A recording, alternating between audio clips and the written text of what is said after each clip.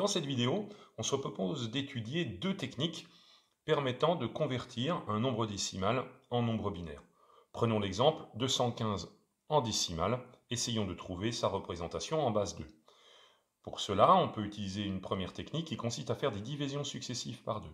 Donc 115 divisé par 2, le quotient est 57, 2 fois 57, 114, ôté de 115, reste 1. Je mets le reste ici. 57, je le divise de nouveau par 2. 57 divisé par 2, je vais prendre 28 comme quotient, 2 fois 28, 56, ôté de 57, reste 1. 28, je le divise de nouveau par 2.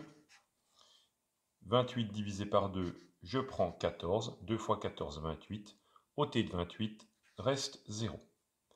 14 divisé par 2 de nouveau. 7, 2 fois 7, 14, ôté de 14, reste 0. 7 que je divise de nouveau par 2.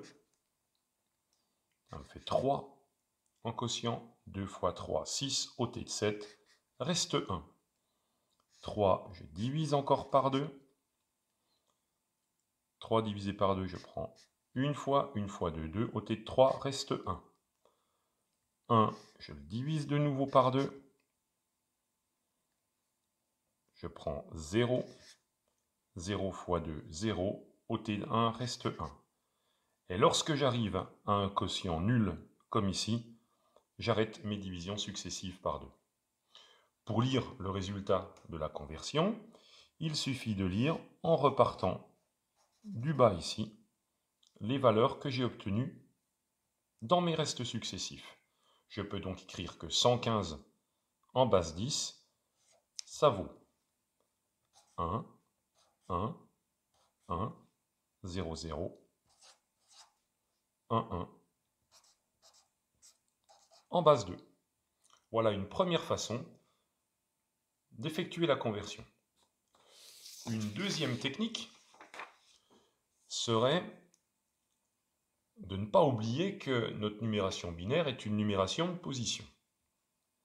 Donc mon nombre 115 qui est en base 10,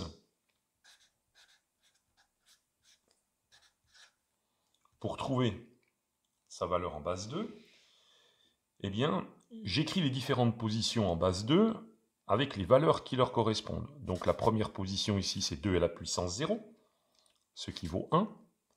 Ensuite, j'ai 2 à la puissance 1, ce qui vaut 2.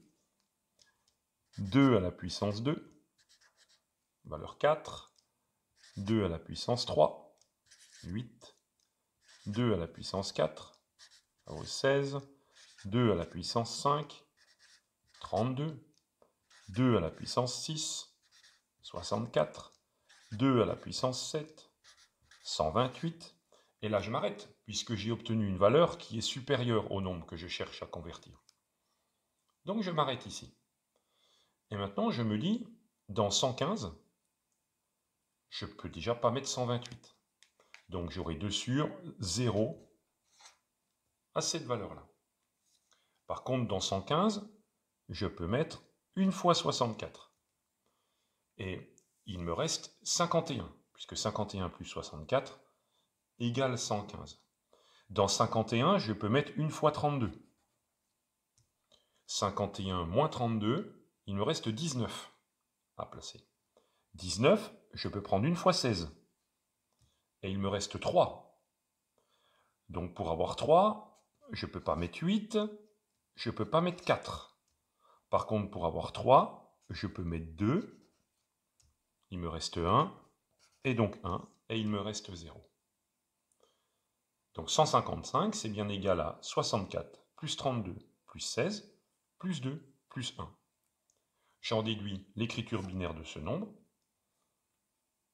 1, 1, 1, 0, 0, 1, 1. Voilà l'écriture de 115 décimales en base 2.